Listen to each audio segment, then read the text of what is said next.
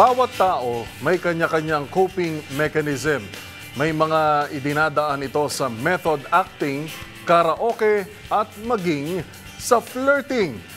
Alam mo na, Rose, sa dami ng dating apps ngayon, mas pinadali na ang paghahanap kay the one at kung minsan pa nga, nakakasama na pala natin ito sa trabaho. Ang mga benepisyo ng flirting.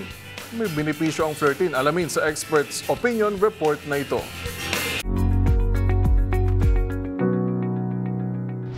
Naranasan mo na bang makipag-flirt dahil masyado kang malungkot o stressed at kailangan mo ng special someone na makakaalis ng lungkot na nararamdaman mo? Napag-alaman ng mga eksperto na normal pala itong nararamdaman o hinahanap ng katawan sa pag-asang mapapagaan ito ang kanyang pakiramdam. Ayon sa mga dalubhasa, kapag nakikipag-flirt ang isang tao, pakiramdam nito ay nakakahanap ito ng temporary escape sa kanyang mga problema dahil natatakpan ito ng kilig. O ika nga nila, butterflies in the stomach. Malawak ang kayang gawin ng flirting. Nakakapag-generate ito ng positivity at tumutulong na i-enable ang ibang tao na makipag-socialize for fun or for practice.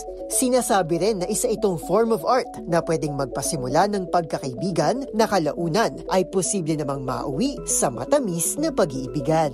Pinalalakas din ito ang self-esteem at communication skills dahil sa hatid nitong recognition mula sa iba at constant interaction sa iba't ibang uri ng tao. Pero sa kabila ng mga benepisyo ng flirting sa ating physical at social life, hindi dapat ito basta-bastang ginagawa, lalo na kapag ikaw ay nasa loob na ng isang committed relationship.